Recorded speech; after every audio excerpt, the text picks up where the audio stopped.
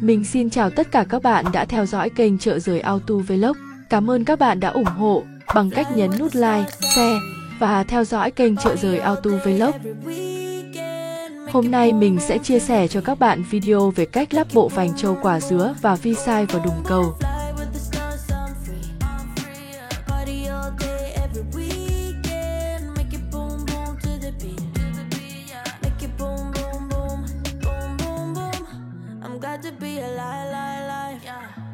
I don't wanna waste my time, no. I'm young and dumb and hopeless, right? But I'm bound to turn out alright, yeah. The city's really not. Move on to installing the ring gear. I'll turn this housing upside down. Clean the gears out of the way. This is the ring gear out of this particular Toyota Tundra pickup truck. We have the ring gear itself, we have the differential gears, the two side gears, the two differential pinions. We have on this particular axle, these side bearings are going to have bearing cups that are going to sit down on both sides. And then those bearing cups are controlled as far as how far in or out they go with shims. And these shims come in a variety of different sizes. These shims are what is going to control two things. The first thing is the load on the side bearings itself. We need to compress or load these bearings and put a preload on them so that the differential case isn't moving all over when we accelerate and decelerate driving down the road. So I'm going to install this.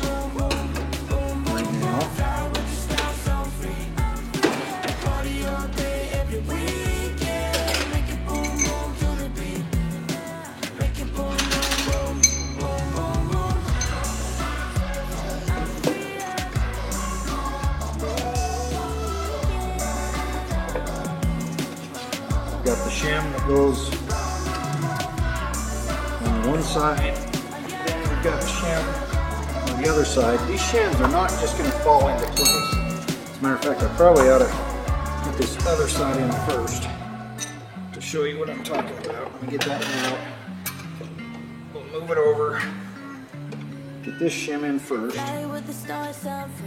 Okay, it's down in. Now this shim has got to fit down in the housing also, but the reason it doesn't just fall right down in is because it's actually got to put a load on those side bearings, and so we have to carefully tap it in place where we don't damage it, and that's going to put the load on the side bearings itself.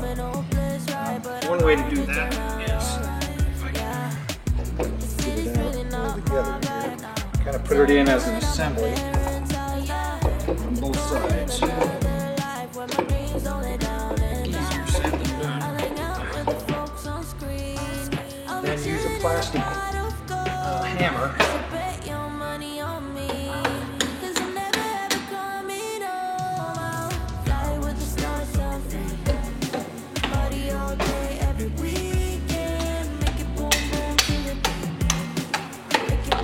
Drive it into place.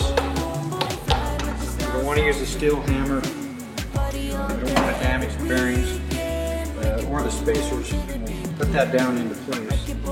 So these shims, once again, are actually going to control two things. The first thing is the preload on the bearings to keep the ring gear from moving back and forth as we drive down the road. The second thing is that these shims are used to control the backlash. I don't know if you can hear that, but there's a backlash that has to have some space in between the ring gear and the pinion gear itself. And that backlash is measured with a dial indicator, and we'll do that here in a few minutes. But as long as we have backlash right now, we can put the bearing caps on. The bearing caps are left and right specific. I've got them marked as to which way to go. I'm going to put these bearing caps on and tighten them down.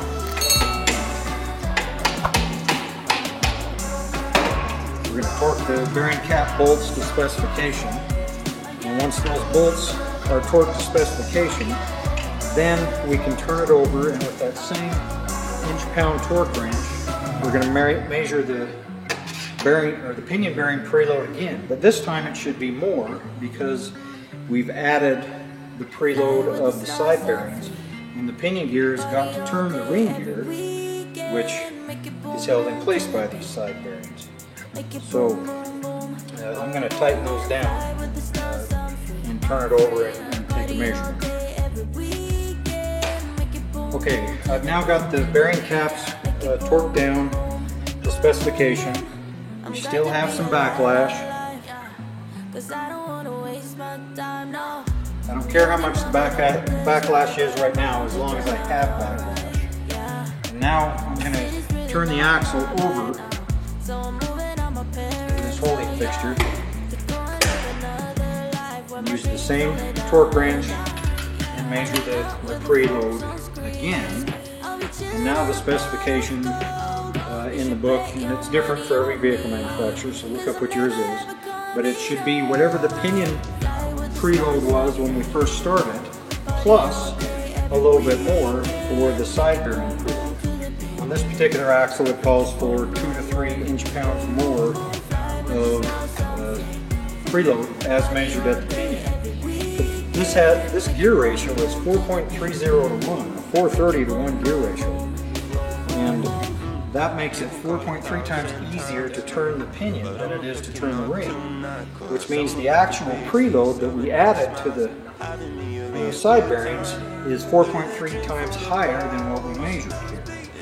So let's say we added 3 more inch-pounds of torque as measured on this torque wrench. 4 times 3 is 12, 4.3 times 3 is 12.9, so we've added about 13 inch-pounds of side bearing preload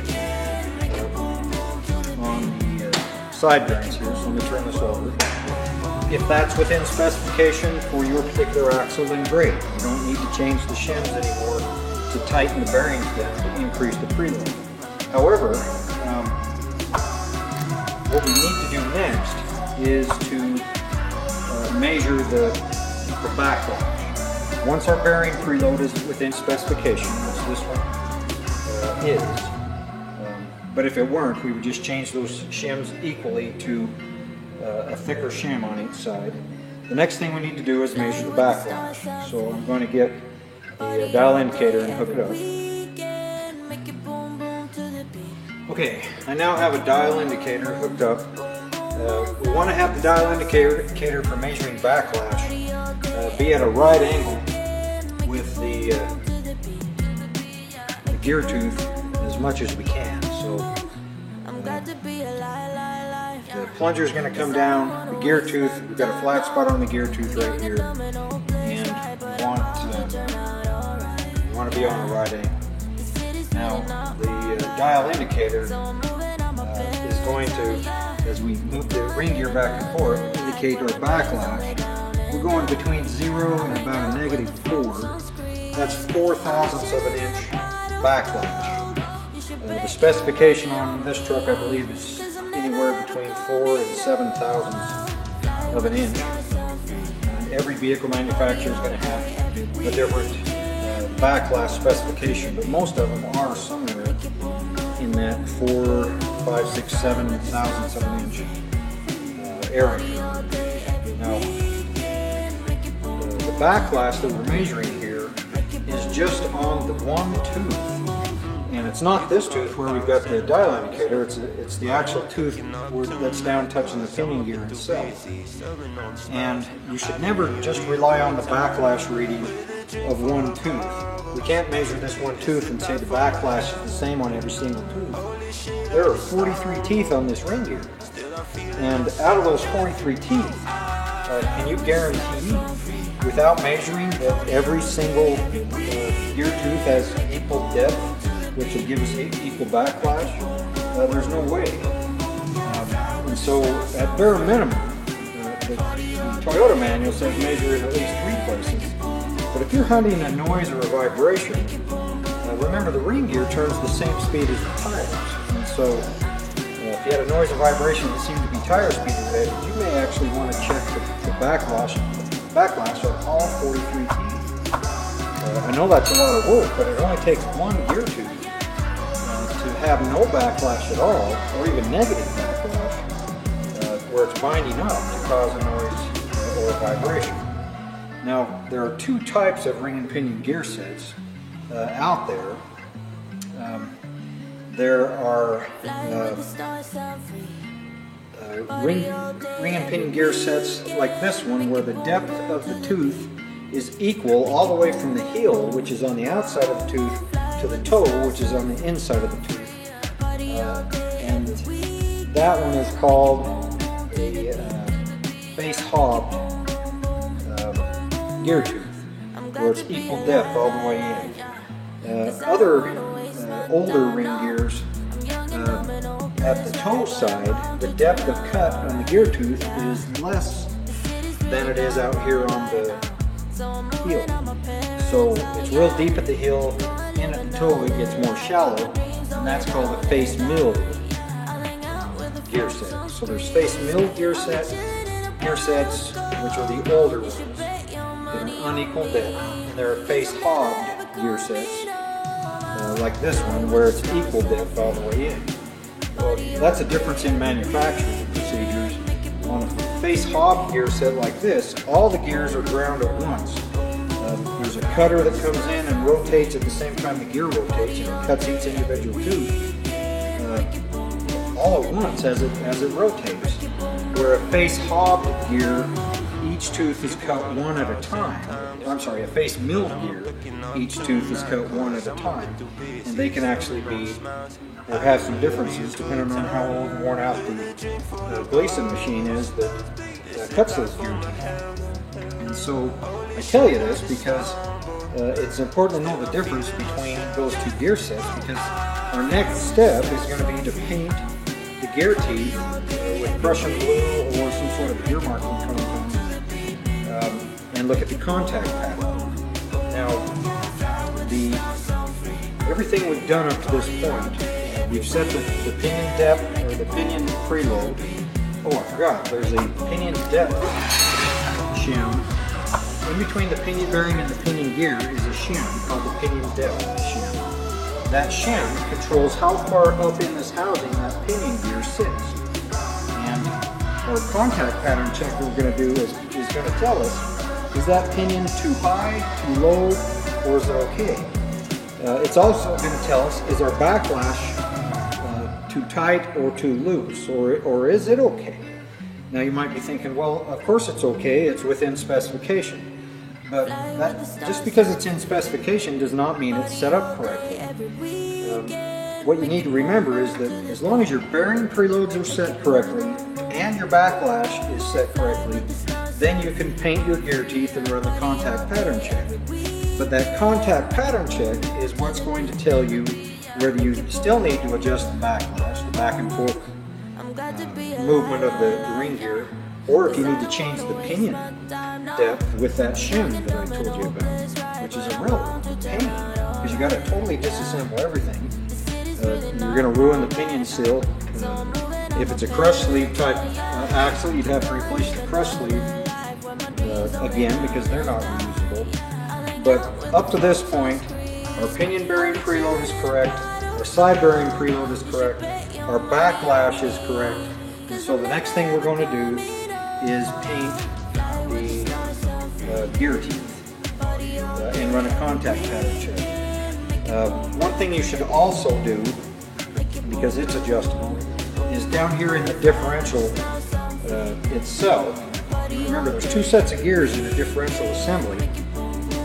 We've got a ring and pinion gear set, but then we have the side gears. Turn it. Down in here, we've got the side gears and the differential pinion gears. There's a backlash measurement on those that I have a different video on YouTube. It's called Measuring Differential Gear Set Side Gear Backlash. We're not going to do that in this video, but that backlash is just as critical as this one for proper setup of the differential. So I'm going to paint the gear teeth up. What I'm going to do is paint every single gear tooth. The convex side of the tooth, the part that sticks up, is the drive side of the tooth. The concave side, the side that caves in, is the coast side. So we have a coast side and we have the drive side. We're going to paint both the coast and the drive side of the gear teeth and then look at the contact panel. I forgot to mention one thing on our backlash measurement. If our backlash was incorrect, we would have to change those two shims on the side bearings. Let's say we wanted to move the ring gear closer towards the pinion. We would have to put a thinner shim in on this side of the side gear and a thicker one on this side by the same amount. Let's say we wanted to add subtract 2/1000ths of an inch from this shim over here and add 2/1000ths of an inch over here. That would bring the pinion over closer to that'd bring the ring gear over closer to the pinion. If we want to move it away, we would add a thicker shim over here and a thinner shim over here. And there are a couple of dozen different sizes of the side gear shims. But remember, we've got the bearing preload that has to stay the same. As long as we change the shim thickness by an equal amount, subtract 2/1000ths here, we add 2/1000ths here, our side bearing preload will still be okay. Okay, I have painted some of the ring and pinion gear set, or some of the ring gear, I'm sorry, with two different types of gear marking compound. The yellow is pretty standard in the industry. This particular compound is Mopar Chrysler gear marking compound, but it's the same as General Motors and some generic gear marking compounds. The yellow iron oxide based gear marking compound, and then you can also get what's called Prussian blue from Permatex, which is what I painted here, darker teeth. Now, to run a contact pattern check, the gear actually needs to be loaded. In other words, it shouldn't be just a free spin of the pinion gear and ring gear, because there's no load on the gear itself. We need a good solid load on the ring gear to be able to have a good contact pattern. Well, if it's a typical rear axle that doesn't have a removable differential housing like this one, where the housing stays in the vehicle, you can put your axle shafts in and ride the brakes, and you'll have to use a wrench, a socket, and a ratchet to turn the pinion gear. You want to turn it forward and backwards so that you get both the drive and the post at the side of the teeth for a contact pattern check. On this particular type of axle, I'm not aware of a way to load it heavily other than to come in with a pry bar and kind of pry against the ring gear at the same time that somebody else, you want to go the other way, is turning with a wrench the pinion. So if I pry against the ring gear, then it's going to make it harder to turn, and that would be loaded as far as I can get it. This particular type of axle. I know Ford has some axles like this. Chrysler, older Chryslers and GMs had some like this. This is Toyota. Nissan has some that are similar. But I'm going to, in this demonstration, since I don't have a way to load it properly, I'm just going to rotate the ring gear around just to get a contact pattern. It won't be a valid pattern because I haven't loaded it, but I run it one way, and I'm going to run it back the other way. And if that had been loaded, if I would have had somebody here to help me load and turn the ring gear, then we can come in and take a look at the contact pattern next. And I'll need to zoom the camera in for that. Okay, we've repositioned the camera so we can get a better look at the contact pattern. I'm going to zoom in even more here, and I want you to see, right now we are looking at the coast. Let's see, right here we're looking at the drive side of the gear tooth, and the contact pattern kind of starts in the middle and works its way back. It's fairly centered on the drive side of the gear tooth. If it was more towards the toe, we would want to make an adjustment. If it was more towards the heel, we would want to make an adjustment. But if it's centered, which is what we're looking for, then that's a great contact pattern. But we need to look at more than just the drive side of the gear tooth. We have to look at the coast side also. So let me bring this up a little bit more. If we look at the coast side, now this back side, notice it's also pretty centered. It starts about right here and ends about over here on the coast side. That's as about as good of a pattern as you're going to get, which means the shims that are in the side bearings here that control the preload and also control the backlash are correct, and the pinion depth must be correct. But let's take a look at, or let's go through some examples of incorrect contact pattern and see what we do for that. Remember on our gear teeth, out here on the end, this end here is the heel, and this end is the toe, and then the drive side right here is convex, the coast side right here is concave. If we had a pattern that was on the toe, on the drive, and on the toe on the coast, that tells us that the backlash is too tight and we would need to loosen the backlash. If we had the contact pattern out here on the heel on the drive and the heel on the coast, that would tell us that the backlash is too loose and we have to adjust the backlash to get that pattern here in the middle, like we've got it on this axle. If we had on the drive side, the pattern was too close on the drive on the toe and too close to the heel on the coast, then that's a pinion depth problem. And that tells us that the ring or the pinion gear down in the differential case is up too high. If on the coast side the pattern was on the toe and the drive side the pattern was on the heel, then that tells us that the pinion depth is too low, and that shim that goes in between the rear pinion bearing and the pinion gear itself is what we adjust to change the pinion depth. Some axles have the pinion depth shim behind the bearing race rather than on the bearing itself on the gear, but either way, the contact pattern is the final say of what we do with the ring and pinion gear set to see if it's set up properly.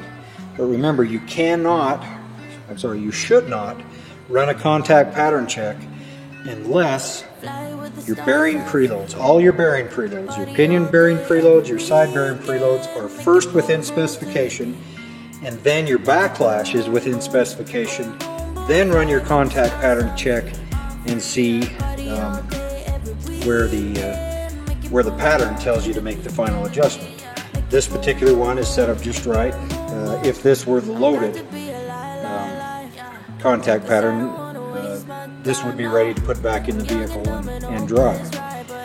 But if you put one back in that does not have a centered gear set or gear marking with the gear marking compound, a gear pattern, contact pattern, it could make noise. And it might make noise while it decelerates, it might make noise while it accelerates, it might make noise all the time, just depending on how it's set up.